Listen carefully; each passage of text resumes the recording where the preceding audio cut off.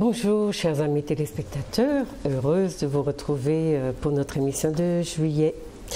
Nous avons aujourd'hui décidé de discuter, nous sommes 5 sur le plateau, de discuter de, si vous voulez, de la venue d'Alain Mabankou à la Martinique et des réactions que cela a provoqué ou des réflexions que cela a provoqué chez nous, parce que le titre de son ouvrage dont nous allons parler est Le sanglot de l'homme noir.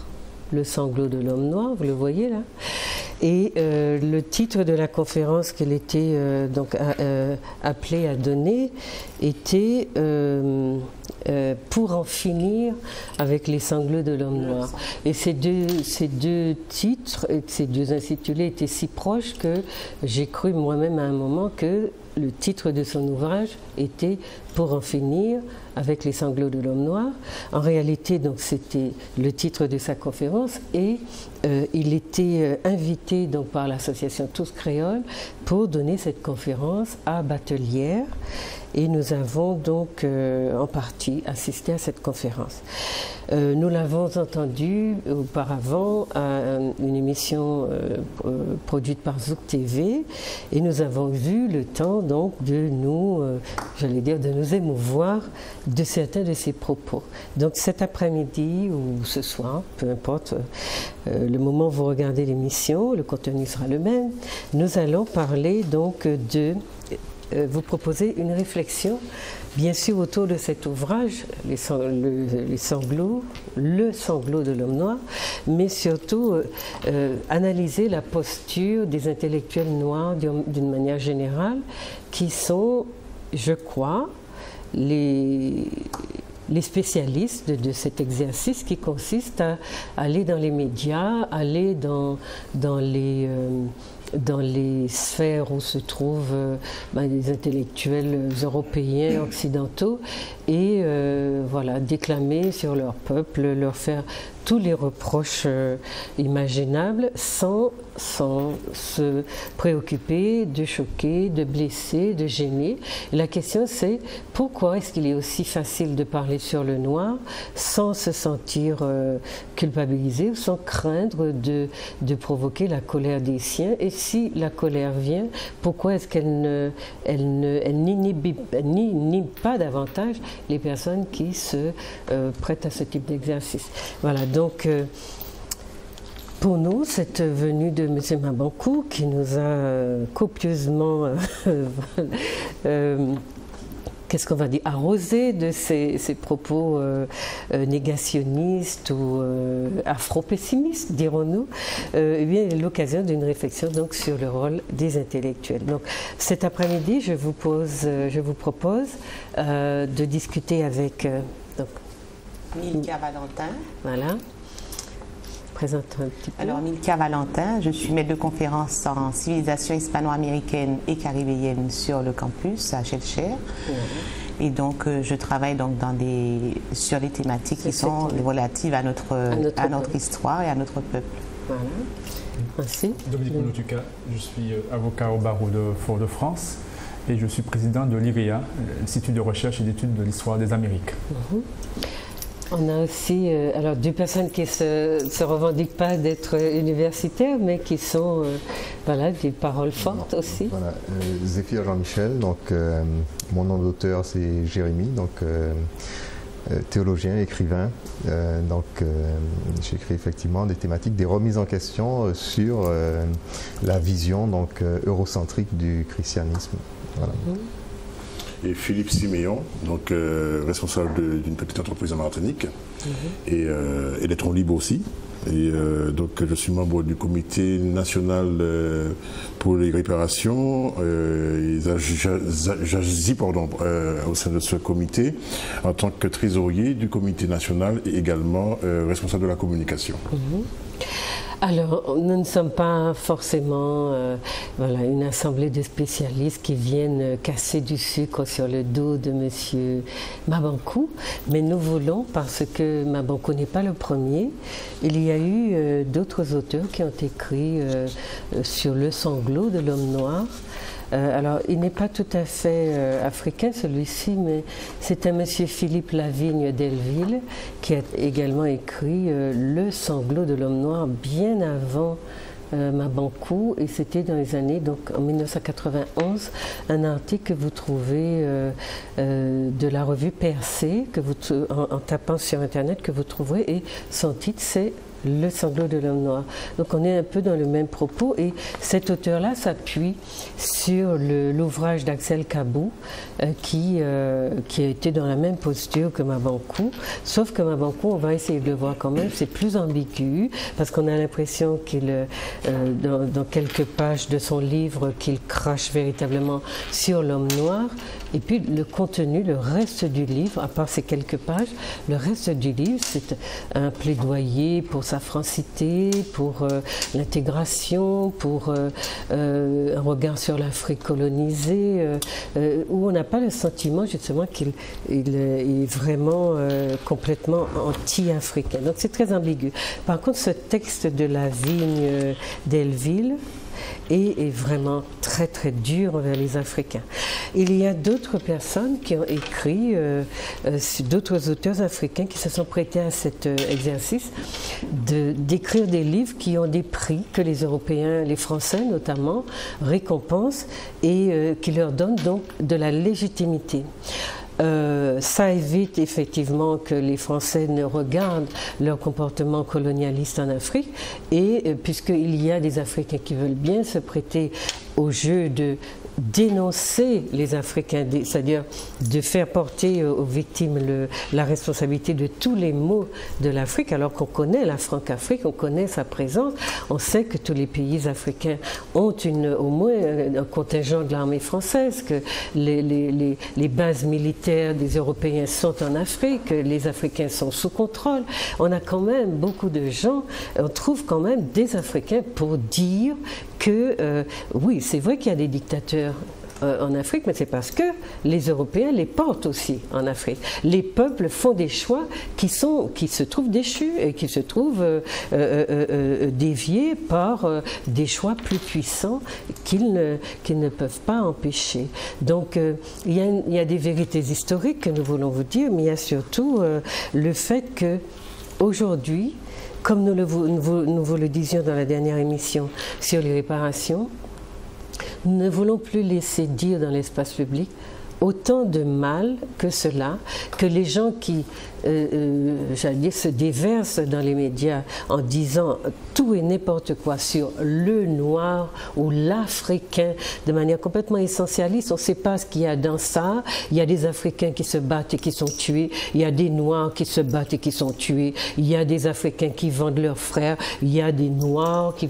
Alors, qu'est-ce que c'était que ce Noir ou cet Africain dont Mabankou est venu nous parler, et pourquoi est-ce que les gens qui l'invitent ont tellement éprouvent tellement de satisfaction à faire parler de cette façon-là sur le noir, alors qu'ils sont censés être dans une démarche de pacification, puisqu'ils veulent une société pacifique pour que l'économique, le tout économique se réalise dans une société justement pacifiée. Pourquoi est-ce qu'ils n'ont pas de retenue à venir, à inviter des gens qui viennent, j'allais dire, cracher sur leur peuple, parce que c'est cela qui se passe. Donc, nous allons interroger tout ça et nous allons, alors pas forcément, voilà, prendre Mabankou comme un souffre-douleur, mais nous allons essayer de voir les contradictions du personnage aussi, comme celles d'autres auteurs qui ont écrit sur cette thématique. Alors, donc, est-ce que sur cette problématique-là, vous voulez vous prononcer sur le fait qu'on n'est plus d'accord de laisser dire comme ça que les Noirs sont ci, les Noirs sont ça, alors qu'il est évident qu'ils relèvent, ils sortent de tout récemment de drames, de cataclysmes que peu de peuples auraient supportés, ils s'en sortent. Et pourquoi est-ce que cet acharnement se perpétue contre le peuple noir, entre guillemets, puisque c'est comme ça que Mabankou l'a abordé? Eh bien, j'abonde dans ton sens, Juliette, parce qu'effectivement, je crois qu'il faut arrêter ce genre de discours, parce qu'effectivement, on voit le mal que cela fait autour, sur justement la personne, le personnage du noir ou la personne du noir, parce qu'effectivement, lorsque ce discours est porté en plus par quelqu'un de la communauté, même s'il dit ne pas être dans la communauté noire, ce discours est encore plus marquant et je crois qu'il correspond vraiment aux attentes de ceux qui l'invitent. C'est-à-dire des attentes justement qui sont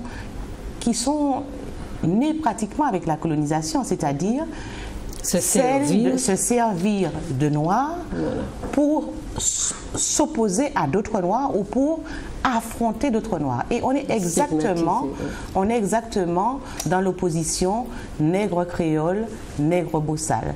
C'est-à-dire qu'il y a ici une dichotomie qui se fait et qui fait que justement celui qui vient porter le discours, ici ce monsieur comme un nègre créole, vient nous dire qu'effectivement l'Afrique, le nègre africain, le noir, qui serait pas en l'occurrence ici ce nègre bossal, eh bien c'est lui qui est responsable de tous les maux pratiquement du nègre et qu'il faut donc absolument que nous arrêtions ce type de discours parce que l'histoire nous donne des éléments, les archives nous donnent des éléments qui nous permettent justement aujourd'hui de stopper ce discours. Et d'analyser autrement, plus rationnellement. De façon plus rationnelle, de façon plus fine surtout, l'histoire en elle-même. Voilà. Ok.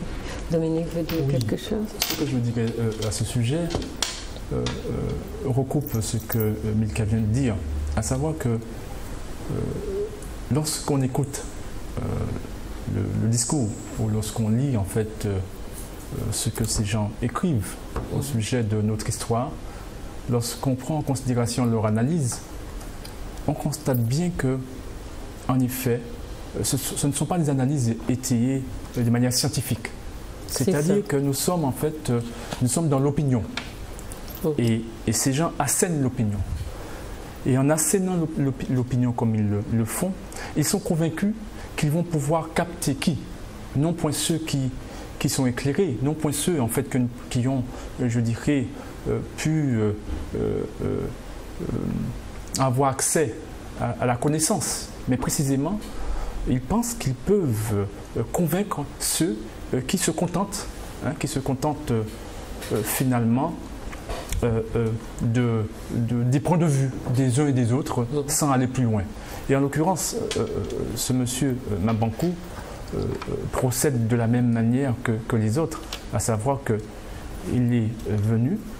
Alors, il convient en effet d'analyser sa raison, la raison de sa venue ici, parce que c'est très circonstancié et ça a des objectifs bien précis. Et lorsqu'on entend, parce que j'ai pu l'entendre à la télé, sur Zouk TV, à une émission dans laquelle en fait il avait été invité, eh bien, j'ai pu constater combien en fait son discours était idéologique, mais surtout était fondé sur l'espoir de tromper les gens. C'est-à-dire que, étant donné qu'il a exclu l'approche scientifique de son discours, étant donné en fait que, en effet, il revient avec les clichés et qu'il considère en fait que ces clichés sont suffisamment présents, présents dans les esprits des Noirs, eh bien, ils pensent pouvoir les réactiver ainsi et pouvoir en fait conduire les individus en fait à ces anciennes croyances, en tous les cas, à une mentalité qui est finalement, et c'est ce que j'insisterai là-dessus, qui est finalement aujourd'hui dépassée. Mais c'est une mentalité dépassée, c'est-à-dire celle de la mentalité du créole. Hein. La mentalité du créole est dépassée, c'est-à-dire qu'en fait, le noir qui finalement se contentait de répéter les préjugés que les colons, que les blancs avaient sur eux et de se tenir en fait vis-à-vis de ces préjugés comme des gens qui se tiennent devant la vérité. Là aujourd'hui, c'est pas le cas. À savoir que ces mensonges, ces préjugés sont battus en brèche Et en effet, nous avons une somme de connaissances scientifiques aujourd'hui et à laquelle en fait on peut avoir accès à travers des documentaires à la télé, sur Internet, et des ouvrages que nous écrivons les uns et les autres, etc. Et à travers aussi des émissions de télé ou de radio très, très sérieuses où en effet les gens entendent et comprennent. Et donc, il y a une concurrence aujourd'hui. Contrairement à hier, en fait, c'était la toute-puissance de la colonisation où, en effet, nous n'avions pas cette liberté de nous exprimer, de dire, voilà, etc. Eh bien, voilà, aujourd'hui, il y a une concurrence. Et c'est cette concurrence, en fait, qui est réelle et qui est puissante. Parce qu'il faut le dire, lorsque l'association Tous Créoles considère, en fait, qu'elle a besoin, pour pouvoir nous tromper, pour pouvoir couillonner, en fait, le peuple martiniquais, il a besoin de renfort, cette association a besoin de renfort. Hein, de faire venir des gens. C'était M. Boris-Cyrulnik à un moment donné, avec la résilience. Et nous savons en fait, qu'en effet, qu'à l'issue en fait, de son intervention, il a dû reconnaître qu'il ne connaissait rien ici et qu'il avait quelque part été finalement manipulé. Et nous entendons le même discours en fait, chez ce monsieur Mabankou, suite en fait, je dirais, aux réactions des uns et des autres, notamment dans le cadre en fait, de la réunion qui s'est tenue dans un hôtel en Martinique. Eh bien, là aujourd'hui, ils sont à bout, ils sont essoufflés et ils cherchent par tous les moyens de renverser une dialectique qui est logique. La vérité triomphe. Et nous sommes sereins à ce sujet. Et en effet, c'est avec beaucoup de dignité, beaucoup de respect que nous, en effet, nous continuons, comme nos ancêtres, en fait, à faire valoir cette vérité-là, qui est évidente et qui aujourd'hui est incontestable. Cependant, il est clair que nous devons occuper les espaces où l'opinion pense pouvoir, en fait, venir et s'approprier parce que nous serions, en fait, absents. Non, nous sommes présents et c'est le cas ici. C'est ça, c'est-à-dire qui a les médias, qui possède les médias, possède aussi le moyen de véhiculer le discours dont s'approprient les masses, parce qu'il n'y a pas de discours contradictoire. Mais alors, dans ce que vient de dire M. Monotuka, il y a la question de pourquoi Mabankou est invité ici, à la Martinique, et maintenant, qu'est-ce qui se passe actuellement dans la société qui justifie qu'on ait eu besoin d'inviter ce monsieur, donc 2 ans après Boris Cyrulnik. Vous vous rappelez que Boris Cyrulnik était porteur du même message messianique. Il ne nous a pas craché dessus comme l'a fait Mabankou, d'une certaine façon, mais il était en toile de fond, le discours est messianique. On veut la paix sociale, on veut pacifier la bande de sauvages que nous continuons à être, pour laquelle nous continuons à passer, mais la manière de le faire est très brute, et très brutale, puisqu'on juge que nous ne sommes pas des gens assez sensibles, assez élégants, assez élevés, etc., pour qu'on nous traite autrement. Donc on nous fout de la pacification au lieu d'établir avec le peuple le dialogue qu'il faudrait, dans le respect et dans la dignité. Donc, ce souci-là étant aujourd'hui le nôtre et dans l'échelle de, comment ça s'appelle, l'échelle des besoins, je ne sais plus. Non, l'échelle des besoins. Il y a d'abord remplir son ventre et puis manger, etc. Et puis, une fois qu'on a... pour le moment, je crois que les supermarchés nous remplissent assez. Donc, il y a une partie de nous qui a envie d'autre chose que plein boudin. Et on a envie, donc, d'accéder à l'esprit, à la dignité, au respect. Donc, on a besoin de valeurs plus hautes. Et on aimerait que les gens qui nous proposent la pacification, eh bien, que ces gens-là tiennent compte de ces besoins-là chez nous, besoin d'être traités, non pas comme des sous-humains à qui on fout les choses, mais des humains avec qui on discute des choses. Voilà. Est-ce qu'on peut entendre Jérémy ? Alors, je voudrais revenir sur le titre du livre, Le sanglot de l'homme noir, que je crois qu'il est en complète contradiction avec la réalité actuelle. Je crois qu'il ne faut pas confondre une revendication. L'homme noir est plutôt dans une revendication de justice, de réparation, effectivement, qui sont justement les préalables à une paix véritablement solide. Et donc, par conséquent, il n'est pas en train de pleurer. Il revendique ses droits et sa justice.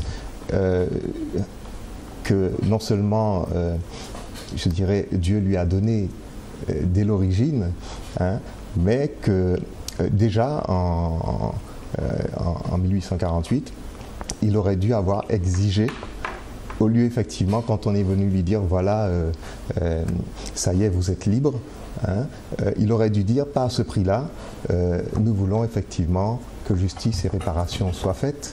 Et pourquoi on a loupé le coche, je ne sais pas, mais en tout cas, la preuve est là que lorsque justice et réparation ne sont pas faites, eh bien, le mal perdure et le mal s'intensifie, continue à vivre et à produire donc, ces poisons, ces mauvaises racines. Et donc, par conséquent, le problème est obligé de reparaître et de rebondir. Et par conséquent, l'homme noir n'est pas en train de sangloter, mais de demander que justice soit faite. C'est-à-dire, à la limite, il aurait fallu qu'il accepte son esclavage, toutes ces formes de domination, sans se plaindre. C'est ça? Alors, c'est ce qu'on lui demande. Alors, mais le fait est que, si on regarde bien, par exemple, les différentes sociétés qui ont subi la colonisation. On va voir par exemple les Amérindiens, on va voir les aborigènes australiens. Qu'est-ce qu'on constate? Lequel qui a, je dirais, qui a le mieux rebondi tout seul jusqu'à présent? Absolument. C'est l'homme noir. Les autres ont disparu. Alors, les autres ont disparu, sont en train de disparaître, sont en train de se dire voilà. Suivons l'exemple justement des Noirs qui, eux, n'ont pas attendu et n'ont pas pleurniché justement, se sont mis au travail pour se former, pour arriver à quelque chose, n'ont jamais cessé de résister et aujourd'hui continuent à résister parce que effectivement justice ne leur a pas été faite et on ne peut pas partir sur une paix alors qu'on n'a pas ouvert le dossier vérité, les dossiers effectivement, les dossiers vérité et justice et réparation. Et puis on va prétendre d'un coup comme ça qu'on va brûler ces étapes-là et passer donc à la paix. On parlait effectivement de la médiatisation. Mais la société martiniquaise, c'est une société relativement pacifiée. C'est une société, je veux dire, si les groupes avaient ce même instinct de combat et que certains d'entre eux, de chez nous, on se serait tapé à longueur de journée sur la gueule. Et je crois que la société martiniquaise est parfaitement pacifiée, qu'elle vit, qu'elle a fait sa résilience, s'il fallait parler de résilience, et donc elle n'est pas redevable, ou en tout cas elle n'a rien appris des autres de ce côté-là. Tout à fait. Et je dirais même que Dominique parlait tout à l'heure effectivement du fait que maintenant qu'on a la possibilité de publier, de dire, d'écrire, etc., justement, nous avons toujours revendiqué le dialogue et nous dialoguons. Nous sommes prêts à dialoguer, à parler, mais nous voulons poser des fondements de vérité, des choses qui sont vraiment fondées sur des faits historiques, scientifiques. Si l'histoire dit qu'effectivement nous avons souffert sous le fouet et que nous avons donc eu un certain nombre de souffrances, il est normal que ça fasse partie de l'histoire et qu'il faille le dire, et voilà. Et, si je prends par exemple l'histoire des Noirs américains, justement. On leur impose un système, la ségrégation, et ils se terrent, ils se cachent, et justement, c'est là qu'ils sanglotent. Hein? Et un Martin Luther King qui vient dire, bon, arrêtez de vous terrer, il faut qu'on sorte et qu'on agisse, il faut qu'on renverse ce système.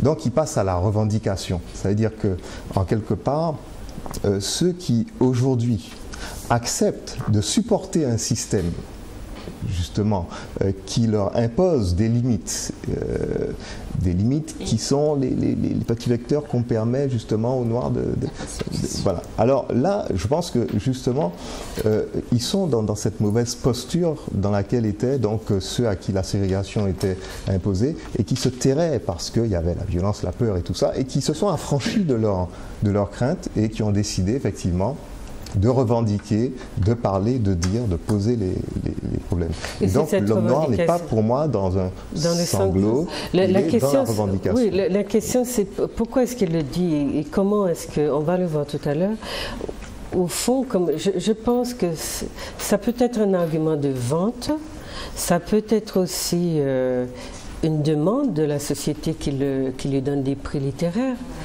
parce qu'il y a une problématique noire en France qu'on ne veut pas voir émerger, et les Français sont très mêlés avec ça, et le cran qui porte cette demande-là est très largement combattu. Mais il y a quelque chose d'assez incompréhensible dans cette manière que Mabankou a eu de venir de déblatérer des propos délibérément offensants sur le noir ou l'africain, mais il n'a pas défini qui c'était. On a entendu dire qu'il est peut-être petit-fils de négrier, mais on a envie de dire que c'est précisément si les négriers nègres ont existé comme on le dit, eh bien Mabankou a bien joué le rôle du négrier qui vend ses frères, comme il l'a fait ce week-end dernier. Enfin, donc c'était quoi, le 14 juin 2014. Donc il a vraiment joué le rôle de vendeur, de nègre qui vend ses frères et qui vient devant des gens qui lui applaudissent, on n'a pas eu l'impression qu'ils nous veulent du bien, parce que comme ils applaudissaient à chaque salissure, à chaque crachat, je veux dire, même par respect pour nous, si on était vraiment dans une démarche de pacification, on n'aurait pas applaudi à des choses aussi sordides, parce que un peuple n'est pas ça. On ne crache pas comme ça sur les gens aussi ouvertement. Il y a un manque d'éducation, il y a le fait qu'on se sent impuni parce que les Blancs sont tout puissants là, qui vous ont invité et qui se cachent derrière une association. Il y a énormément un sentiment d'impunité, et cette manière de se comporter avec tout un groupe humain qui est quand même majoritaire dans ce pays-ci nous montre le peu de respect qu'on nous porte. Eh bien aujourd'hui, nous montons au créneau et nous disons qu'à ces gens-là qui viendront chez nous tenir de tels propos, nous dirons que nous ne voulons pas d'eux et que nous ne leur permettons pas de nous parler sur ce ton-là, et que ceux qui les invitent et qui veulent la paix, eh bien qu'ils la gagnent véritablement et qu'ils nous montrent que c'est vraiment la paix sociale leur souci. Sans le respect de nous autres, elle ne se fera pas, cette paix sociale-là. Alors Siméon, qu'est-ce que vous dites? Je prends le relais de ce que tu viens de dire, Juliette, en disant que ceux qui veulent justement la paix, qu'ils la méritent.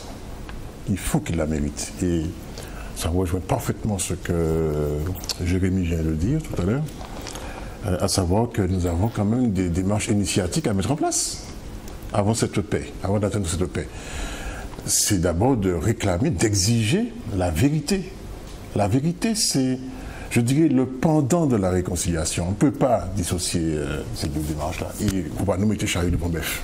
Il faut d'abord passer par l'état de vérité. Parce qu'il y a une fascination pour l'Afrique du Sud qui est arc-en-ciel. Comment est-ce qu'elle est l'expression? Oui, pays arc-en-ciel. Pays arc-en-ciel. Arc-en-ciel, mais ils ont fait le travail. Ils ont fait le travail sous la direction d'Esmond Tutu et Nelson Mandela. Ils ont mis en place d'abord la conférence Vérité. Vérité, mais vérité, ça voulait dire tout. Hein. Ça voulait dire foncier, économie, mauvais traitement, torture, justice, emprisonnement illégal aussi, toute belle attardée. Et puis, après, ils ont effectivement franchi l'étape de la réconciliation. Donc, on a fait la paix. Mais on a réglé les gros dossiers avant. Je voudrais revenir sur le début de la manipulation lors de cette conférence à Batelière, le 14 juin dernier. Mabankou a commencé, monsieur Mabankou, Mabouna Batoyi, a commencé par se dédouaner en disant que, oh oui, vous savez, moi je viens ici de ma propre initiative. Je prends la décision, j'ai pris la décision, et d'ailleurs Adam Squaté a appuyé ça en disant oui, effectivement, tu nous avais, le truc était vraiment bien monté, hein, tu nous avais signalé que depuis janvier que tu serais venu en Martinique et tout. On ne lui avait pas demandé. Personne ne lui avait demandé jusque-là qui l'avait invité. Personne. Il a pris l'initiative, en entrant dans sa conférence, d'annoncer que c'est lui-même qui a décidé de venir. Ça démontre bien qu'il y avait souci de tromper. Mais il a été accompagné par M. de Jaham, qui est coprésident de Tous Créoles. C'est un signe de... C'est un signe qu'il avait été parfaitement invité et qu'il était effectivement l'invité de Tous Créoles.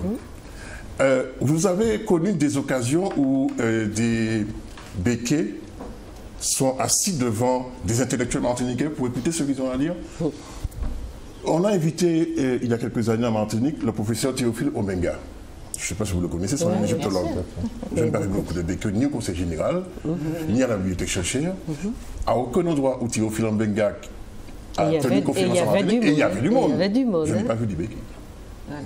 C'est un discours qui ne les intéresse pas. Je n'ai pas non plus vu beaucoup de béquets, ni assisté à des conférences de Cheikh Anta Diop, par exemple. Ou quelle qu'elle soit. Quand il est à la Guadeloupe. Il y en a beaucoup qui viennent ici en Martinique. Il y a beaucoup d'intellectuels africains qui viennent ici en Martinique. Je ne vois pas beaucoup de béquets. Donc nous étions effectivement étonnés par cette démarche de M. Mabankou qui consistait à dire que oui, voilà, je viens... mais nous savions très bien qu'il avait été payé pour cela. Parce que le fait de dire au préalable, en entrant dans sa conférence, il n'était pas invité, mais qu'il avait décidé de venir en Martinique, ça démontre très bien qu'il y avait effectivement une démarche qui consistait à dire aux gens, ne vous inquiétez pas, je suis un homme libre, personne ne me tient, j'agis en toute connaissance. Mais il avait dit autre chose à l'émission qui a eu lieu sur ZOTV, qu'il était l'invité de la Martinique. Enfin, c'est la société qui l'invitait. À aucun moment, il n'a admis qu'il était invité par Tous Créoles. Mais cela même est problématique. Cela même, parce que s'il n'était pas au courant des débats conflictuels qui nous séparent, il n'aurait pas caché le nom de l'association qui l'invite. Donc il y a bien quelque chose de là dont il s'est rendu complice. Absolument. Alors moi je dis la chose suivante, c'est que la démarche de M. Mabankou est cynique. Pour moi c'est une démarche cynique. C'est une démarche qui est sale, elle est vraiment sale. Il n'y a pas d'autre... C'est vraiment le sentiment que j'ai eu samedi dernier. Une démarche sale, cynique. Une démarche incohérente également. Une démarche complètement incohérente. Sachant que Tous Créoles a déjà essuyé plusieurs échecs en tentant de nous faire avaler la couleuvre de la paix. Plusieurs fois, ils ont essuyé des échecs. Il y a des gens qui viennent, qui repartent, qui, voyant le fonctionnement en interne, découvrent que ce n'est pas ça le vrai combat. Et il y a certaines personnes qui sont même au combat auprès de Garcés Malsang qui étaient à Tous Créoles là-bas. Donc, par conséquent, nous avons affaire à une véritable entreprise de manipulation, mais de haut niveau, avec des gros moyens. C'est la raison pour laquelle il faut vraiment aujourd'hui activer tous les outils qui sont à notre disposition pour dénoncer cette entreprise-là, pour casser la logique qui consiste à manipuler la population et particulièrement manipuler les intellectuels. Parce qu'il y avait quelques intellectuels samedi dernier à Batelière. Mais ce qui a fait notre admiration, c'est cette jeune intellectuelle martiniquaise, jeune pousse, je dirais, une jeune promesse martiniquaise, qui a fait le déplacement exprès, nous a-t-elle dit. Une politologue, philosophe, qui travaille en collaboration avec le CNRS. Mais qui a malheureusement refusé de venir à l'émission. Malheureusement. Parce qu'elle est occupée. Absolument. Donc, elle est venue pour dire la chose suivante. Et c'est pourquoi je parlais tout à l'heure d'outils indispensables aujourd'hui, avec tous nos experts, pour pouvoir contrecarrer cette affaire-là. Il venait dire la chose suivante, c'est que l'acte de samedi dernier était un acte parfaitement politique. Et politique. C'est un acte parfaitement politique. La démarche était savamment bien préparée, dans ses moindres détails. Depuis la communication. Permets-moi de lire. Oui. Je suis venu dire ici, en tant que politologue et philosophe, que cette injonction, donc celle de la paix sociale, est politique. Elle est politique précisément dans son œuvre de dépolitisation de l'espace social martiniquais, c'est-à-dire d'un travail symbolique visant à en faire un espace acritique, derrière le masque de la sage invitation à la réflexion et au dialogue. L'action de cette association est une stratégie politique au sens le plus fort du terme, en ce qu'elle vise à pulvériser de l'espace public, notamment sur le plan discursif, tout ce qui a trait à la conflictualité structurelle de la société martiniquaise. Structurelle, ça fait partie de notre formation de base. Conflictualité née du fait fondateur de cette société, l'esclavage colonial de plantation, et de son legs maintenant séculaire d'inégalité sociale, d'inégalité de redistribution du capital au sens non seulement économique et financier, mais aussi culturel et social, voire symbolique. Donc là, résumé, la posture, l'approche critique de cette personne qui est clairvoyante et qui a analysé de manière absolument objective ce qui est en train de se passer. Absolument. Et Tous Créoles n'a pas failli à sa mission de falsifier effectivement la vérité. D'ailleurs, je dois vous avouer que Mabankou, quand il est quand il est remonté dans son fief, là, sur sa page Twitter, donc nous sommes le 15, le lendemain, le dimanche 15, il poste la chose suivante. Écoutez bien. Hein. Retour de Martinique, constat. Absence de dialogue ou dialogue impossible entre les différentes composantes de la population martiniquaise. Ils sont ça. Donc ça veut dire quoi?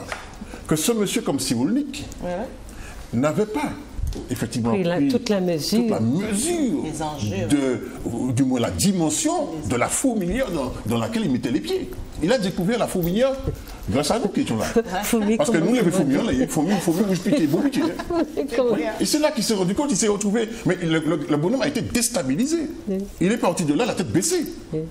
Parce qu'il a mais Cyrulnik était parti en colère aussi, parce qu'il a découvert. Mais ce qui est intéressant, c'est donc dans cette approche-là, c'est de dénoncer qu'il y a manipulation, parce que dans l'ouvrage que nous avions écrit sur la résiliation, il y a sur la résilience, pardon, il y a ce terme-là, manipulation ou résilience véritablement. Donc on est dans quelque chose qui continue. En fait, il y a une stratégie derrière. C'est ce que cette jeune femme politologue donc a dénoncé. Et la question, c'est en dehors de cela, c'est comment nous sommes considérés par les personnes qui ont soi-disant avec eux des personnes de couleur et qui permettent qu'on traite les Martiniquais de cette manière-là. Parce qu'il est évident qu'à la base, il y a un manque de respect. Alors, à ce sujet, je reviens sur un aspect en fait de ce que j'avais dit en fait tout à l'heure. Il me semble en fait que c'est évident que et c'est ce que Tous Créoles fait de manière systématique, c'est sa raison d'être. C'est un discours, c'est une posture basée sur les préjugés anciens, les préjugés racistes en fait coloniaux.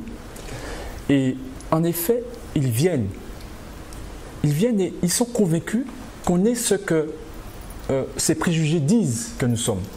Et donc ils sont dans une bulle, ces gens. Ils sont dans une bulle, ils nous regardent à travers cette bulle. Et il est clair que Tous Créoles, systématiquement, donc les blancs créoles qui incarnent en fait ces préjugés-là, il est clair en fait que lorsque Tous Créoles est en face en fait de Cyrulnik par exemple, ils arrivent à convaincre, ces gens arrivent à convaincre Cyrulnik par exemple, qu'en fait que ces préjugés sont opérationnels ici et qu'il viendra et qu'il pourra discourir en fait comme il a pu discourir la dernière fois. Et c'est après lorsqu'il voit en fait la réaction, il dit attends on m'a trompé et finalement je me suis ridiculisé. Et c'est exactement ce qui est arrivé à Mabankou, c'est la même chose. Il est arrivé avec ses préjugés. Sauf qu'il s'est entêté à vouloir nous cracher dessus quand même. Non, il s'est entêté, mais c'est toujours relatif en fait je dirais à la finesse des uns et des autres, mais la structure, l'approche est la même. En effet, il est peut-être un peu moins clairvoyant que Cyrulnik face à, je dirais, à ce qui est évident, qui nous sommes et ce que nous souhaitons et ce que nous exigeons. Mais finalement, peut-être aussi que Cyrulnik est plus autonome et que Mabangou est un peu peut-être déjà un peu plus acheté, si je puis dire entre guillemets, prisonnier en fait, parce qu'avec les prix qui sont, la reconnaissance, etc., par l'Occident, hein, par l'Académie française et autres, donc il est déjà un peu plus prisonnier de sa fonction, si je puis dire, du rôle en fait qu'on lui a assigné et qu'il a accepté de jouer. Mais pour revenir à l'essentiel, Mabangou en fait, comme je disais, est arrivé avec aussi convaincu parce qu'il ne connaît pas la Martinique, il ne nous connaît pas. Et lorsqu'il arrive, il arrive avec en fait ce que tous créoles lui a dit de la Martinique. On lui a promis en fait que ce discours passera et qu'il y aura un écho et que le peuple en fait est prêt à entendre et à accepter ce discours. Et donc il arrive, ce Mabangou, il arrive et il profère en fait ce discours. Mais qu'est-ce qu'il découvre? Il découvre en fait, c'est pas vrai, c'est totalement pas vrai. Et c'est ce qui illustre très bien ce que tu viens de nous lire en fait, à savoir que, eh bien, il n'y a pas de dialogue, de communication entre les deux. Mais en réalité, c'est pas vrai. Il y a une communication. Et il y a toujours une communication. Et elle est évidente. D'un côté, de manière très claire, et sans aucune ambiguïté, il y a les afro-descendants, et cela depuis des décennies, depuis des siècles, qui disent « mais arrêtez, ce que vous faites là est totalement injuste, nous n'acceptons pas ça ». Et c'est pour cette raison que de génération en génération, et nous encore aujourd'hui, nous nous battons contre cette évidence que c'est injuste et que c'est inacceptable. Et ce refus d'entendre. Et en face, ils entendent. Ils entendent. Non, à travers le filtre de leurs préjugés. Oui, mais à travers le filtre de leurs préjugés. C'est-à-dire qu'en fait, ils ont un système interprétatif raciste et qui arrive en fait malgré l'évidence. Ils disent oui, c'est vrai, cet ouvrage existe, mais on peut le transformer. On peut le tourner. Voilà, c'est cette conviction qu'en fait que nous n'existons pas tel qu'il nous perçoit, en tous les cas tel que nous nous disons au monde. Et pourtant, si on devait croire dans leurs préjugés, on devrait en fait aujourd'hui encore être sous les fouets. Hein. C'est ce qu'ils voulaient, c'est ce qu'ils ont voulu en Afrique du Sud. Mais c'est ce qu'a dit Hugues Despointes en 2009. Oui, absolument, exactement. Le noir est un, comment il disait, on peut le mener facilement, Et nous savons que durant la Deuxième Guerre mondiale, qu'il y a des Blancs créoles qui ont profité de cette occasion pour demander, je dirais, à l'État Vichy que l'esclavage soit remis en Martinique. Donc nous voyons bien qu'en fait, qu'ils sont convaincus qu'ils peuvent encore transformer cet ouvrage en ce qu'ils veulent. Hein? Ils ne veulent pas avoir cet ouvrage. Et en l'occurrence, nous sommes là. Et ça, c'est précisément en fait notre situation. Et par conséquent, qu'est-ce que ça veut dire? Ça veut dire qu'aujourd'hui, je terminerai là pour l'instant, ça veut dire qu'aujourd'hui, nous avons un patrimoine que nous reconnaissons, un patrimoine de vérité, un patrimoine que nos ancêtres nous ont légué, un patrimoine dans lequel en fait nous nous reconnaissons. Et ce patrimoine, il est effectif, il est efficace, il est efficient. Et c'est pour cette raison que Mabangou n'a pu passer, parce que en fait ce qu'il dit, ce qu'il essaye de faire, eh bien, c'est inaudible, ça ne peut pas passer, c'est du n'importe quoi, on sent que c'est de la folie, c'est du n'importe quoi. Et Cyrulnik, pareil, lorsqu'il est venu, avec le poids en fait de sa reconnaissance nationale et internationale, mais cependant, ça ne suffit pas pour faire vérité. Ça ne suffit pas pour faire vérité. Et c'est pour cette raison que lorsqu'on a asséné la vérité évidente, parce qu'on n'a pas besoin de compliquer quoi que ce soit, c'est évident. Eh bien, il n'a fait que reconnaître et dire en fait que bon, il avait été trompé en quelque sorte. Donc voilà la vérité de notre situation. Et aujourd'hui, qu'est-ce qu'il nous reste à faire? Il nous reste simplement à veiller à ce que, eh bien, qu'il n'y ait pas un seul Martiniquais, une seule Martiniquaise qui ne connaisse cette vérité évidente et que nous avons en patrimoine et que nous partageons et qui fait que nous sommes là aujourd'hui et que nous la défendons et nous sommes sereins. Oui. Et ce qui change aujourd'hui, c'est que nous parlons de ces choses-là entre nous en privé. Nous avons toujours réfléchi sur comment on nous traite, sur quel ton on nous parle, sur le fait qu'on nous prenne pour des imbéciles ou des tout petites cervelles de je ne sais quoi, et sur le fait qu'on ait l'impression qu'on ne comprend pas exactement les postures que les autres ont envers nous. Aujourd'hui, nous avons décidé donc mettre ces choses-là en débat sur la scène publique, de poser la question du racisme officiel à travers lequel nous sommes appréhendés, la manière dont on nous parle, la manière dont on nous propose la paix sociale. Tout à l'heure, je vous disais, je vous cherchais le nom de l'échelle, c'est l'échelle de Maslow. Si vous tapez sur Internet, vous allez voir, une fois qu'un peuple a satisfait ses besoins primaires, de boire et de manger. On a beaucoup entendu Mabankou parler de boire et manger. Peut-être qu'il a encore faim. En tout cas, je pense qu'avec ce qu'il a reçu, il a de quoi s'acheter à boire et à manger. Mais pour le moment, les autres qui ont faim ne viennent pas nous transmettre leur faim avec leur niveau d'acceptation, de compromis et de compromission. Nous disons, donc, sur la base de cette échelle, les supermarchés nous remplissent la panse plus qu'il ne faut. Aujourd'hui, nous sommes montés d'un cran, peut-être de 2 ou de 3. Notre intelligence est à l'œuvre et nous disons que nous regardons comment on nous regarde, nous regardons comment on nous parle, nous regardons comment on nous traite. Et il est très important qu'on fasse attention désormais à comment on nous parle. Voilà. Milka, tu voulais dire? Pour revenir un peu sur ce que tu dis, Juliette, je crois qu'effectivement, cette tentative, on peut dire, de déshumanisation pratiquement qui est à l'œuvre encore, c'est-à-dire de continuer à nous remettre dans le cadre de la plantation, c'est-à-dire avec cette identité créole, c'est justement ce que nous refusons. Nous refusons qu'aujourd'hui on nous regarde avec les yeux avec lesquels on nous a regardés de 3 siècles en arrière. À partir de 1492. C'est bien ça, 1492. Mais ce que je veux surtout rebondir sur les enjeux ici.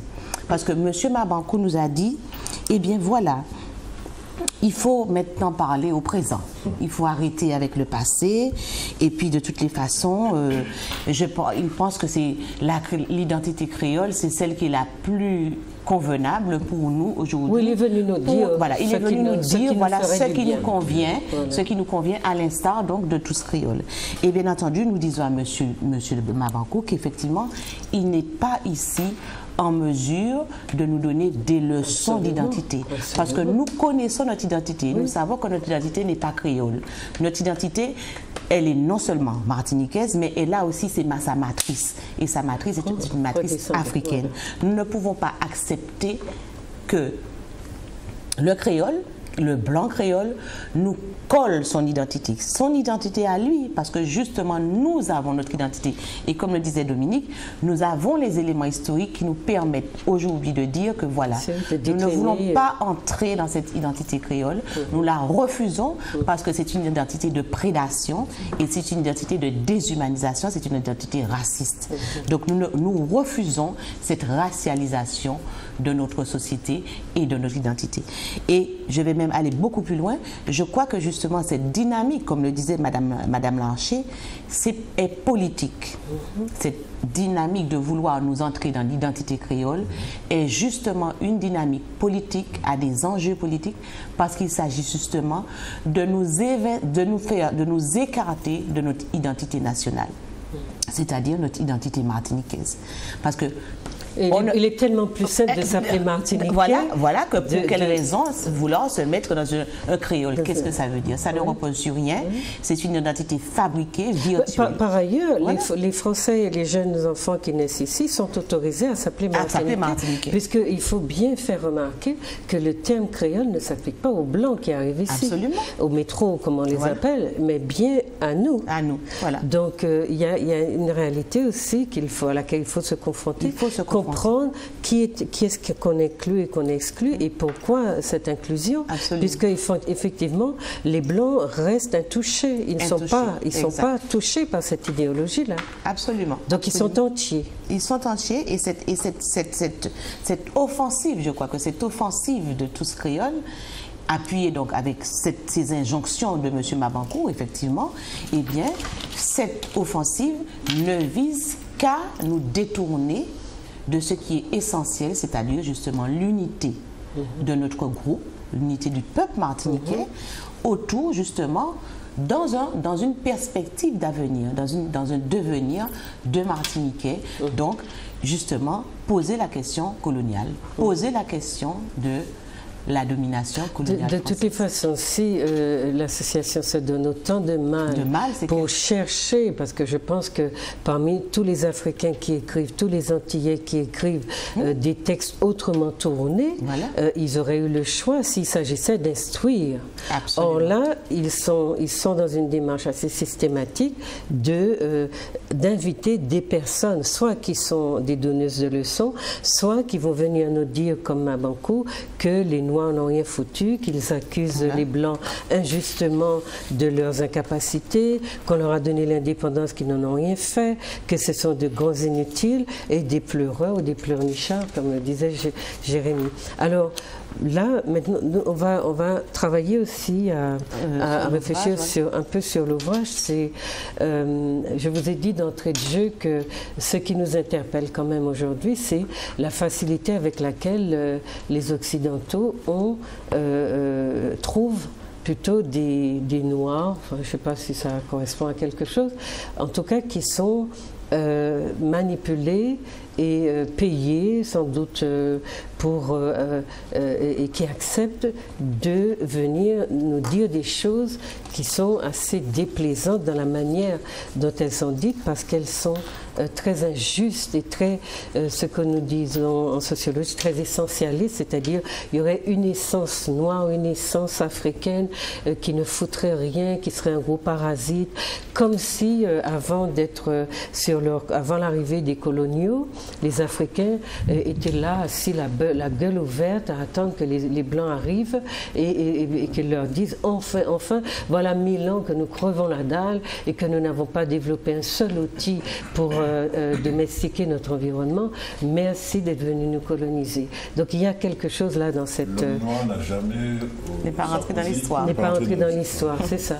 Donc il y a quelque chose dans ce comportement, cette manière qu'on a cette facilité qu'on a d'embaucher ou de débaucher les Noirs, qui vont accepter cette parole essentialiste sur le noir, cette parole qui est absolument contre nature. Cette facilité-là, on l'interroge. À notre avis, c'est parce que probablement, moi j'avance le fait qu'il y a un rapport avec le groupe, son groupe d'appartenance qui est absolument problématique. J'appartiens à un groupe et ce dont je voulais vous parler aujourd'hui, c'était en dehors du fait que donc on appartient à un groupe qu'on n'aime pas, dont on a honte parce que, oui, les Noirs sont à la traîne de l'humanité, sont moins développés, mais au lieu d'aller développer son peuple et de se battre pour lui, on va en Europe, on s'assied sur les strapontins que les Européens donnent, et puis on crache sur son peuple. Et les autres qui sont restés au pays pour faire travailler, pour faire avancer la cause, mais ceux-là, ils sont complètement ignorés. Mais tout le monde n'est pas Mabankou, et tous les Mabankou, tous les Africains ne sont pas aller en Europe pour se faire encenser et recevoir des prix des Européens et pour accepter de cracher sur leur peuple. Donc d'entrée de jeu, dans son livre donc Le sanglot de l'homme noir, il cite Fanon, ce qui est absolument perturbant, parce que Fanon, Fanon. Qu'est-ce que cette histoire de peuple noir, de nationalité nègre? Je suis intéressée personnellement au destin français, aux valeurs françaises, à la nation française. Qu'ai-je à faire, moi, d'un empire noir? Donc il dit là que nous n'avons rien à foutre d'être nègre, de noir, de descendre d'une civilisation prestigieuse, puisqu'il disait dans l'émission de Zo que ça ne sert à rien.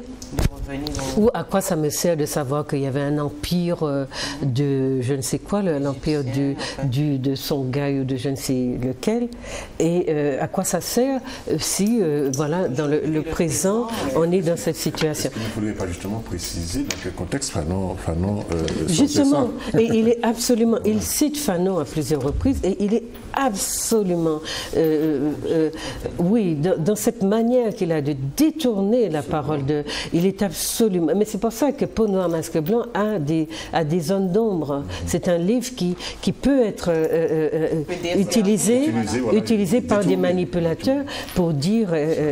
voilà. Donc il dit, on ne va pas s'en prendre à l'homme blanc. Voilà. Il écrit une lettre à son fils, c'est les premières pages. Voilà, il ne faut pas s'en prendre à l'homme blanc, il faut s'en prendre à soi-même parce que... Alors, je vous lis un petit passage pour vous donner une impression du type de discours qu'il tient dans ce premier passage, ce premier paragraphe.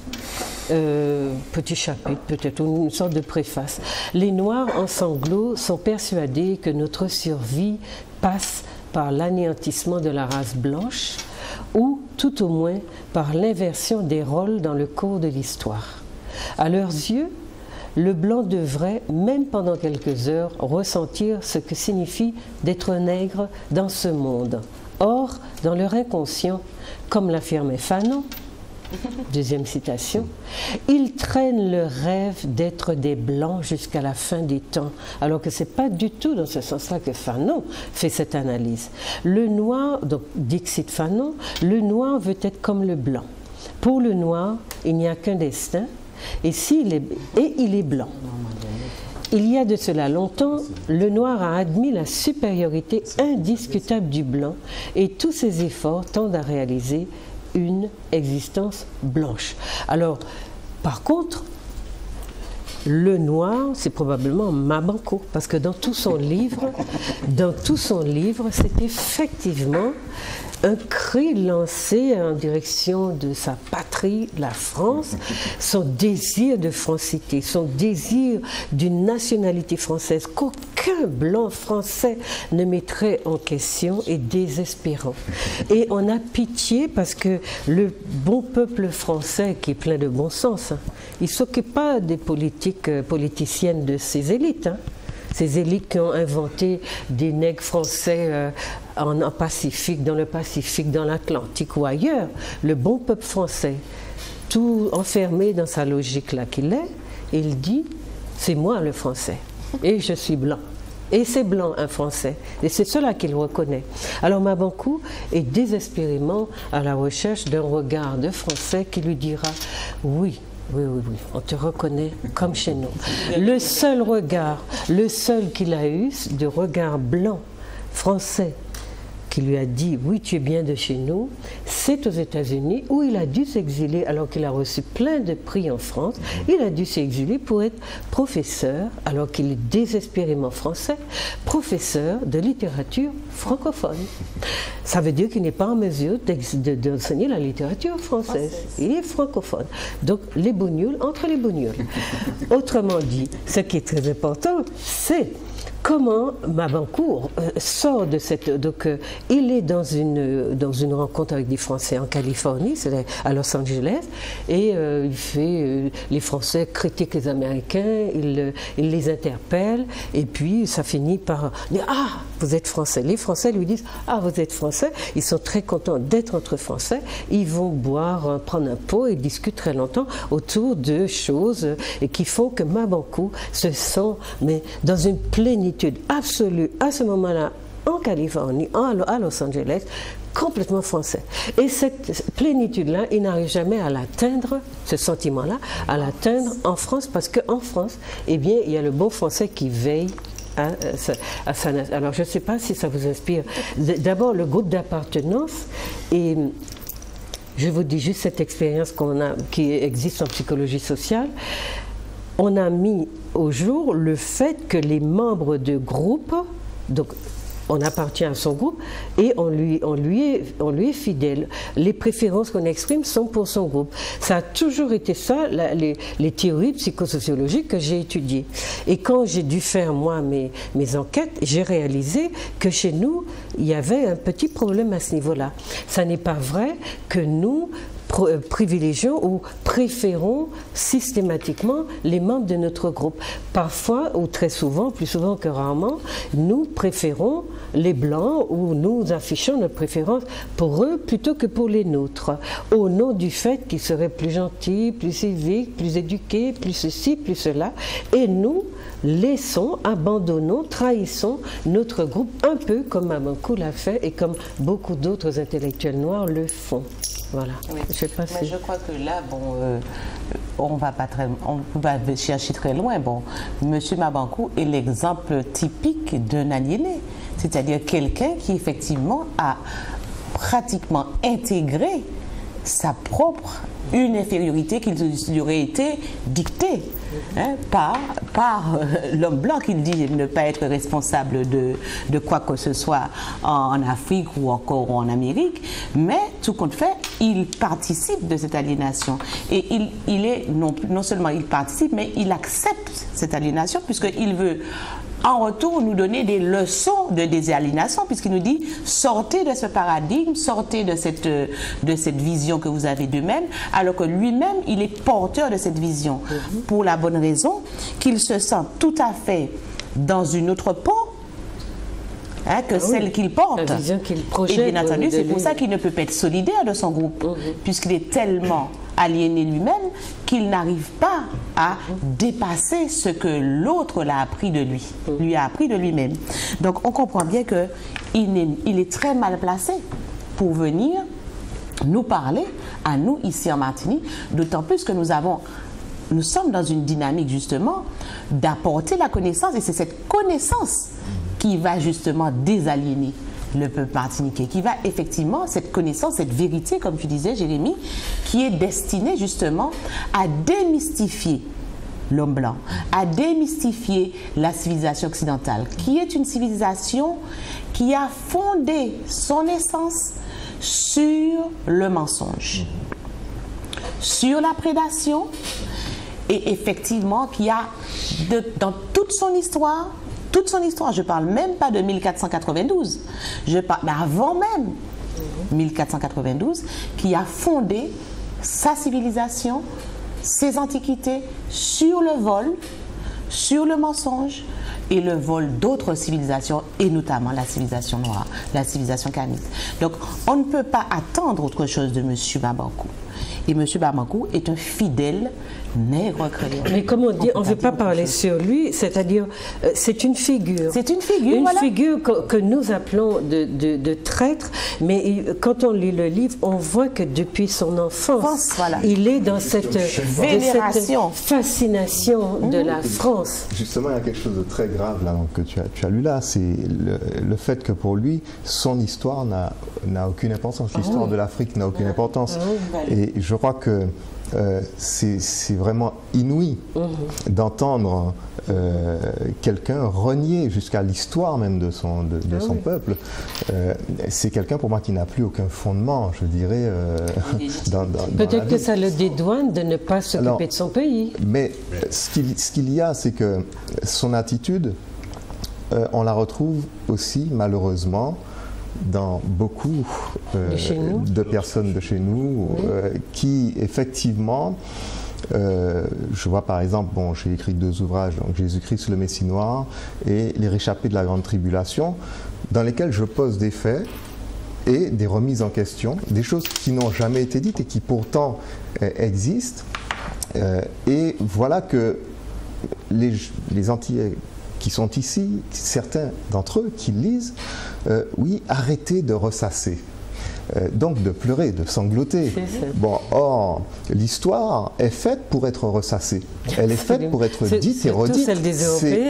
C'est l'histoire du peuple. Elle est faite pour suivre les générations et donc pour être dite et redite. Alors, déjà découvrir notre véritable histoire parce qu'on nous l'a cachée, c'est quelque chose de fondamental. Et ensuite, donc, pouvoir transmettre cette histoire, quelle qu'elle ait été, mais la transmettre et puis tirer les leçons de cette histoire pour pouvoir fonder notre vie et notre perspective à venir. Donc, si on n'a pas ça, on est... Et est-ce que cette manière de parler, de venir devant un parterre de gens qui ne sont pas acquis, je veux dire, qui n'ont pas... Parce qu'il y a quand même beaucoup de gens qui se sont levés pour lui dire merci, M. Babankou. Alors, parmi eux, il y avait des blancs, il y avait des moins blancs. Alors, la question, c'est qu'est-ce qui... à quoi est-ce qu'il renvoie ces personnes-là qui ont eu envie de lui dire merci? Et ce merci-là, quelle est sa valence? Maintenant, on a cette posture-là et je pense que c'est à Batelière qu'il a senti qu'il y avait une animosité contre lui parce que à la télé, dans les espaces où il a été protégé, où les gens ont appelé pour demander le titre de son livre, pour voilà, un peu l'encenser, il a dû se sentir un petit peu voilà, accueilli et ça lui a, tu parlais de mensonges tout à l'heure, ça lui a permis de vraiment se conforter dans ses mensonges en nous faisant croire qu'il n'était pas invité par Mais si tu veux, des gens. J'en avais pas terminé avec justement la question de l'histoire. Il lui faut des gens comme ça, comme lui, donc qui renient leur propre histoire pour que puisse exister justement la créolité dans le sens donc d'une chose qu'on a créée, puisque c'est ce que veut dire le mot. Hein. Donc les colons arrivent et ils décident de créer un monde. Et ce monde, ils le créent sur la base de l'injustice, du pillage, de la torture, du mensonge, voilà, etc. De la négation de l'histoire de certains peuples, de la négation de la valeur humaine de certains peuples. Mais disait que le noir n'avait pas le sens de l'autocritique. Mais on n'a jamais entendu les blancs dire c'est ma faute, c'est ma faute, c'est ma très grande faute. Et pourquoi est-ce qu'il faudrait éventuellement que ce soit les noirs qui le disent en particulier. Voilà. Et donc il lui faut des gens comme ça, et il faut des gens comme ça, je dirais, à ceux qui veulent coller une identité créole, des gens qui renient leur histoire et qui donc acceptent une histoire créée de toutes pièces et sur des fondements historiques de torture, d'injustice. Mais qu'est-ce qu'ils gagnent? Qu'est-ce qu'ils gagnent? Voilà. Attends, qu'est-ce qu'ils gagnent ces personnes à dire? Siméon, tu voulais dire quelque chose? Je voulais juste revenir sur le rapport de Mabankou à son pays d'origine, à son continent d'origine qui est l'Afrique. Oui. Monsieur Mabankou, nous décrit cette relation qu'il a avec son fils depuis sa naissance, qui est une relation, et c'est là que j'ai vu que ce mec avait un problème, qui est basé sur justement cette volonté d'écarter son fils de son pays d'origine, de son continent d'origine. À telle enseigne qu'il nous raconte en pleine conférence que son fils qui a aujourd'hui 20 ans n'a jamais mis les pieds en Afrique. Et par souci de le ménager justement de ce travail de résilience, de vivre des situations qu'il n'a pas connues, parce qu'il n'est pas l'auteur de ces situations-là, eh bien, il a volontairement caché son fils, en fait. Il le cache dans la forêt occidentale pour que son fils ne soit pas en relation avec cette forêt sauvage africaine, cette forêt, je dirais, imprégnée d'histoires sombres, d'histoires tristes, d'histoires peu valorisantes. Et M. Mabankou va donner l'autorisation à son fils, désormais sur la base de ses 20 ans, de nouer les liens avec, de faire sa propre initiation. Donc le père ne transmet plus quoi que ce soit là. Le père, il est juste là pour protéger, donc il protège à l'excès. Il transmet une sorte de défiance, peur et mais de défiance à l'égard du noir. Mon cher petit, la pire des intolérances, c'est celle qui vient des êtres qui te ressemblent. Voilà. Ou bien les gens te diront qu'il faut en vouloir à la France, la charger de tous les péchés du monde. Absolument. Et il est dans ça avec son fils tout le temps. Absolument. Donc et ça m'interpelle. Une défiance envers son peuple, envers lui-même, son africanité. Donc ça explique que l'enfant ne soit jamais allé jusqu'à... Et on peut comprendre pourquoi les béquets, enfin tous créoles, l'évitent en Martinique avec un tel discours, une telle posture. Mais tous créoles... La même posture existe en France. Oui. Il ne faut pas que les Antillais s'imaginent qu'il existe un lien entre eux et les Africains. Voilà, tout à fait. Voilà, ça, c'est clair. Avec M. Karam, c'était dit et redit. Et donc, c'est cela qui fait chose. M. Dominique Vaz. Oui. Pardon. Ce que je voulais dire à ce sujet, s'agissant en fait du comportement de l'auteur Mabankou, par rapport à tout ce qu'on a pu dire et entendre de sa bouche, nous savons bien, et je crois qu'il faut l'assumer clairement, ce point, qu'il est dans la stratégie. C'est-à-dire que ce n'est pas quelqu'un qui ignore, c'est quelqu'un qui a une culture générale assez importante. Et ça, il faut qu'on retienne ça. Par conséquent, cette personne fait volontairement ce qu'elle fait. Elle est dans la stratégie. Et tellement qu'elle est dans la stratégie que son discours est très structuré et répond aux exigences en fait, que lui, il fixe à ce discours, à savoir en fait, convaincre à tout prix que, en effet, il faut se maintenir dans les préjugés anciens, mais qui demeurent et qui souhaitent en fait garder sa mémise sur nos consciences. Donc, c'est un homme qui mène une stratégie. Ce n'est pas un ignorant. Ça, c'est très important. Et lorsqu'on interroge en fait l'attitude de ceux qui, comme tu disais tout à l'heure, l'ont félicité à l'issue de sa conférence, et on voyait en fait qu'il y avait des afro-descendants, que les blancs créoles le fassent, bon, ça c'est cohérent, mais qu'il y ait des afro-descendants, là aussi. Ou des Africains, parce qu'il y avait des Africains. Oui, mais lorsque je dis afro-descendant, j'entends africain aussi. Il me semble que l'Africain est aussi un afro-descendant. Alors,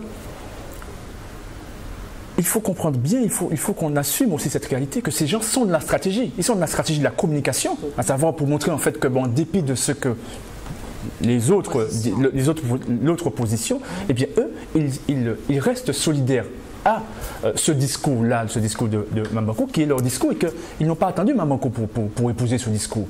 Et donc, ils n'ont pas attendu Mabankou non plus pour demeurer dans cette stratégie et pour gérer de manière permanente dans leurs relations en Martinique, etc., dans les activités de tous créoles, etc., dans leur discours, etc., pour gérer en fait ces préjugés et veiller à tout prix à les maintenir. Parce que ces gens considèrent qu'ils ont un intérêt, qu'ils tirent un profit. Et ils tirent ce qu'ils appellent un profit, ce qu'ils considèrent être un profit, et être le meilleur profit pour eux de manière conjoncturelle.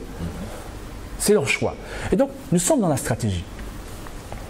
Par conséquent, nous sommes, comme nous avons pu le constater pendant la Deuxième Guerre mondiale, s'agissant en fait des collabos, nous sommes en face de gens qui collaborent et en conscience. Et ils sont tellement conscients que c'est de la collaboration qu'au lendemain de la Deuxième Guerre mondiale, en l'issue de la Deuxième Guerre mondiale, ils ont arrêté, ils sont venus des résistants. Mais je veux dire, c'est pour ce que je veux souligner. Je suis peut-être le petit-fils d'un négrier. Voilà. Donc il est dans ça, il est dans la collaboration. Et il l'assume, c'est ce qu'il faut qu'on comprenne. Alors il ne maîtrise pas nécessairement en fait, tous les tenants et les aboutissants, mais sa posture est celle-là. Et en effet, il est comme le collabo pendant la Deuxième Guerre mondiale français, un blanc, qui en effet est traître parce qu'il est conscient de ce qu'il fait, ce collabo. Il le fait en conscience, il a la connaissance autre. Il sait c'est quoi la vérité. Oui, oui. Il sait que ces êtres-là ne sont pas... Voilà, on lui a proposé quelque chose. Et il considère que ces intérêts-là sont supérieurs à tout autre intérêt. Voilà, et il assume cette posture-là. Et donc, nous sommes dans cette situation. Pas les innocents qui trahissent. Non, pas du tout, parce qu'il faut qu'on les voit et qu'on les décrive à la population pour que la population, parce que nous les voyons, mais il faut que la population comprenne ce qui se passe là. Et donc nous avons un effort de pédagogie en fait à faire. Et donc voilà, ce collabo, il est là, et c'est pour cette raison qu'on peut le qualifier de traite, objectivement. Et ce collabo sait qu'il est en train de mentir, sait qu'il est en train de faire quelque chose de très grave. Et ce collabo considère en fait qu'il est suffisamment protégé par le système pour sortir indemne. Il a assez de prix. Voilà, cette intégrité physique et psychologique en fait. Il n'a pas peur de l'agressivité qui déclenche chez il y a de l'agressivité. Il sait qu'il y a de l'agressivité, mais il considère en fait, mais il a été surpris d'ailleurs parce qu'il ne s'attendait pas à une telle agressivité. Mais cependant, je pense qu'il a été bien plus bousculé que ce qu'il pensait initialement. Mais cependant, il a pris le risque de le faire parce qu'il considère en fait qu'il a ses bulldogs, le système, mais par rapport au discours qu'on lui a tenu. Oui, bien sûr, il a été trompé. Parce qu'en effet, l'approche créole, c'est une approche manipulatrice, ça on le sait. Alors, Et évidemment, les premières victimes sont les Noirs, et en l'occurrence, ce n'est pas étonnant que M. Mabankou en soit une victime. Après, c'est à lui de voir s'il maintient sa collaboration ou pas. Alors, eh bien... Ça m'étonne. Voilà. Donc nous sommes devant... Oui, mais parce que c'est un collaborateur, si le vent tourne, il peut tourner. Comme à l'issue de la Deuxième Guerre mondiale, ils ont tourné.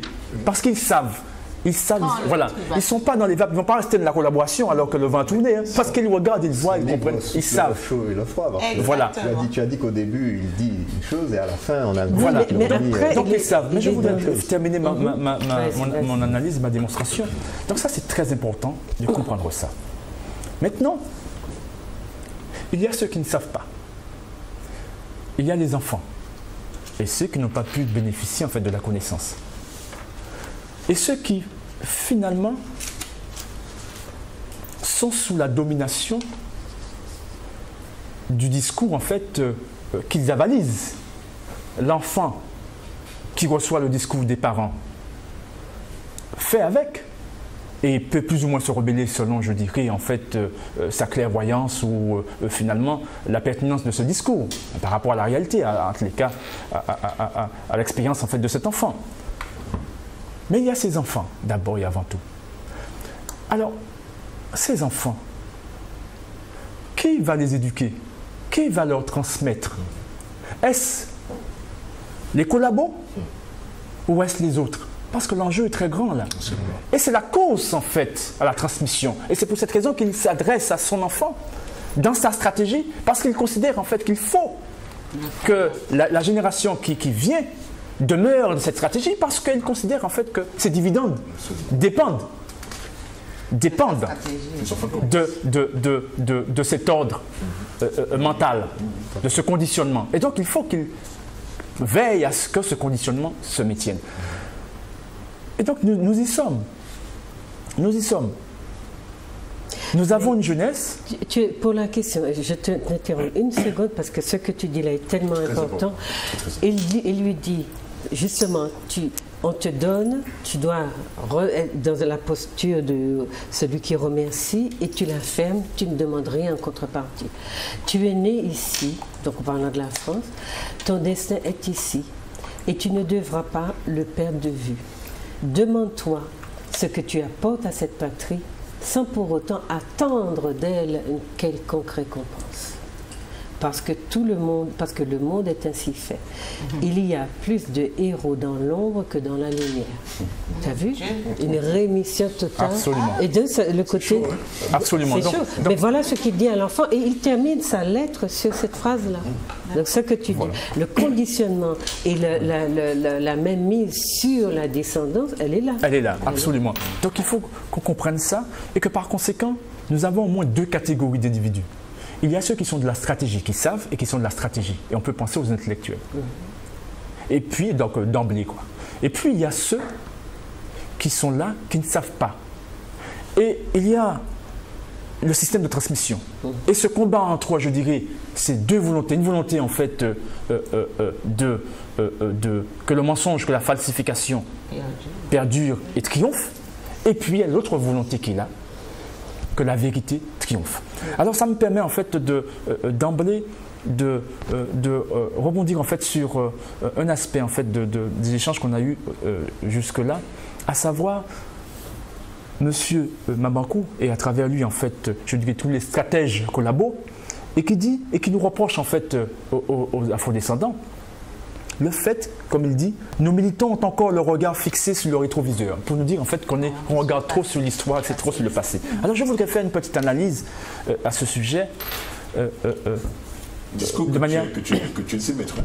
Pardon? C'est donneur d'ordre ou tiennent le même discours. Oui, mais parce que ça fait partie du processus et ça fait partie en fait, je dirais, des canevas de conditionnement.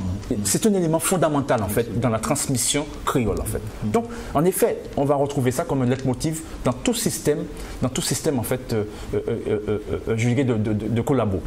Alors, qu'est-ce que ça veut dire? Nous regardons dans le rétroviseur. On voit bien en fait que ils essayent subtilement de créer une rupture entre le présent et le passé. Alors la question est celle-là.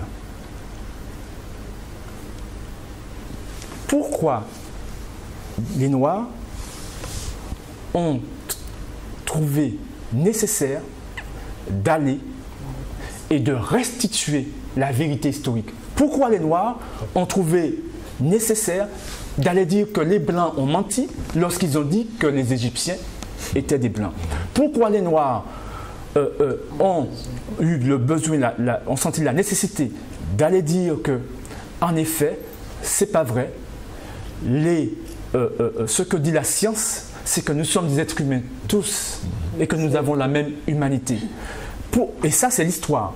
Pourquoi les Noirs ont eu besoin de démontrer en fait que, en effet, contrairement à ce qu'ils disent, il n'y a pas, je dirais, une pluralité de sources d'origine humaine et qu'il n'y a qu'une seule source, qu'une seule espèce humaine. Pourquoi les Noirs ont eu ce besoin d'aller restituer ces vérités-là? C'est pour ça qu'ils Pourquoi? Et à quel moment, et surtout la deuxième question, à quel moment ont-ils restitué ces vérités? Je voudrais répondre à ça parce qu'il me semble que c'est très important. Et je poserai une dernière question. Est-ce que les Noirs devaient rester les bras croisés alors que en face, il y a des Blancs qui non seulement ne se contentent pas de cacher l'histoire, mais falsifient l'histoire. Et donc la grande question, c'est pourquoi les Blancs ont senti le besoin de falsifier l'histoire. Et nous comprenons la situation. En réalité, à chaque fois que les Noirs ont eu, en fait, justement, à restaurer la vérité historique, c'était dans leur présent. C'était dans un présent où en face, l'autre disait non, c'est pas vrai. L'autre, en fait, valorisait le mensonge. L'autre avait falsifié l'histoire et présentait à ce Noir l'histoire falsifiée. C'est à chaque présent et non pas à chaque passé que nous avons eu en fait à régler le compte en fait du mensonge. Et comme aujourd'hui nous sommes en train de régler le compte du mensonge, à chaque présent.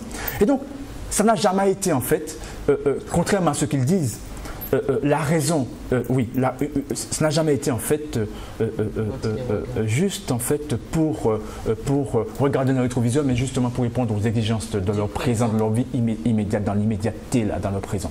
Ça c'est la première chose.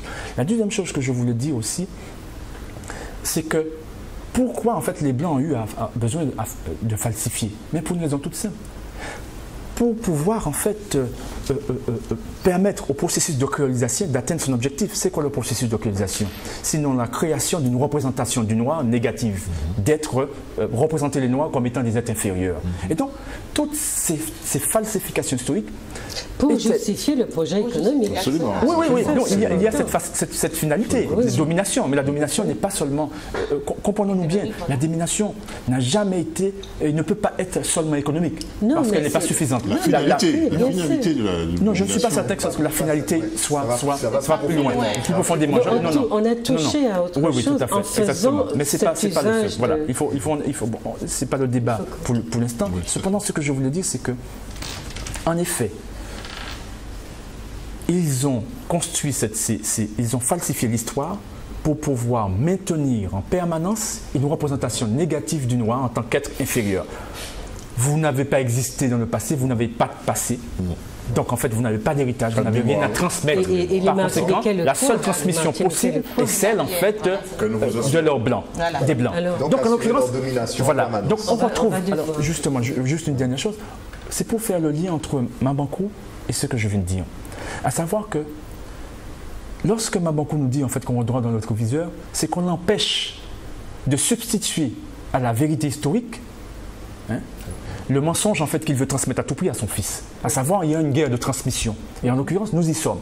Et c'est pour cette raison qu'il veut à tout prix nous faire croire qu'il n'y a pas un lien direct entre le présent et cette nécessité en fait de restaurer la vérité historique. Mais ce mensonge-là, Dominique, il est construit parce que c'est ce petit passage-là du livre qui porte cette parole-là. Et tout le reste du livre, si vous le lisez, vous verrez, c'est vraiment une espèce de paradoxe dans le livre. Et moi, je me suis posé la question de savoir si c'est ça.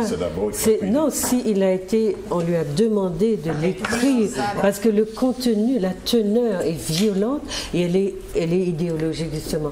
Alors, puisque je vois que la lumière clive, clignote. Je vais vous demander voilà, de faire un petit tour.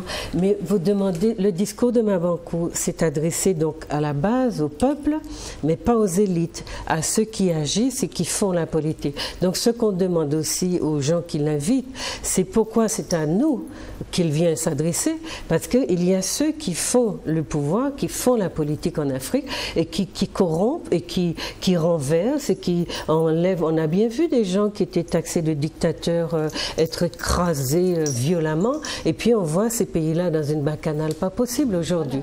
De toute façon, on connaît, comme tu le disais au départ, on connaît bien le travail de la France, et notamment de la France, des Occidentaux en général, mais notamment de la France en Afrique.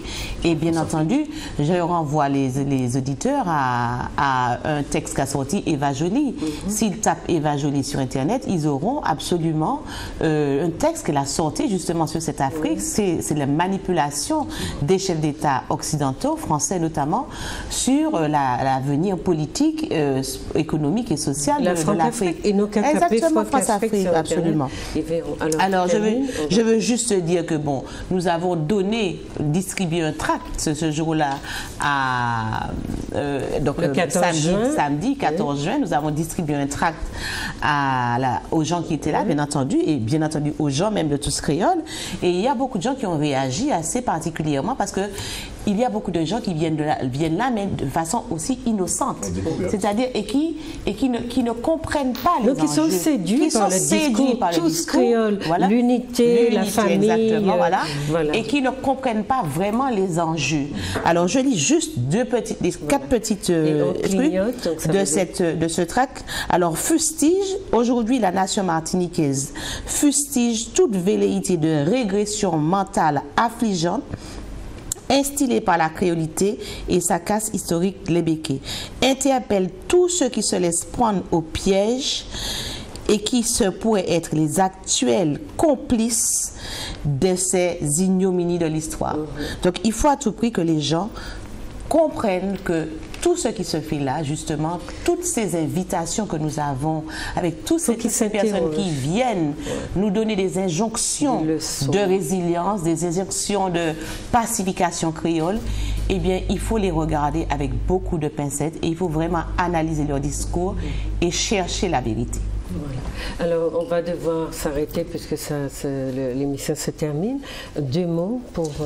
Alors, moi, tout simplement, je dirais, pour conclure, que Tous Créoles et ces apôtres, ces acolytes, ces missionnaires, ils ont une stratégie. Mais nous, les Noirs de la Martinique, nous, cette population qui a tant donné, nous avons aussi nos stratégies. Qui a construit aussi ce pays. Nous avons aussi nos stratégies et nos stratégies, nous avons surtout ce qui est très important. Une exigence de respect. Une exigence de respect, mais surtout ce qui est important. Et ce qui a transpiré samedi dernier, c'était vraiment une journée symbolique, pour moi en tout cas, c'est que nous pouvons aujourd'hui afficher la compétence de nos experts. Et je pense que Tous Créoles, j'espère pour eux en tout cas qu'ils ont compris le message et qu'ils éviteront à l'avenir de nous exposer face à de telles injures. Oui, Jérémy. Alors, moi je voudrais dire que, en fait, de manière séculaire, les Noirs ont toujours fait une juste revendication par rapport à leur oppression, à leur position. Et tant qu'on n'aura pas de sincérité en face de nous, le dialogue va toujours rester bloqué. La pacification sera difficile. Voilà. Donc, Deux mots, Dominique.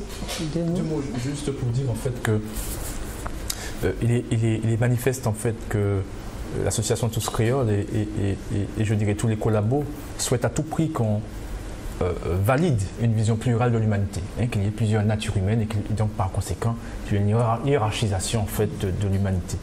Nous et ceci est propre à notre civilisation, nous disons en fait que non, et nous serons et nous demeurons toujours en fait fidèles à notre vision du monde. Il y a une seule humanité, une seule espèce humaine, une seule essence humaine. Et puis les intérêts économiques ne peuvent pas être à l'origine de toutes les manipulations. Il faut prendre les êtres humains pour ce qu'ils sont et leur donner le respect qu'ils méritent. Alors voilà, nous avons parlé sur parce que voilà, il était question de réfléchir aussi un petit peu entre nous sur ce que nous avions vécu le 14 juin et puis même la veille, puisque ce monsieur était venu invité officiellement à la Martinique par une association.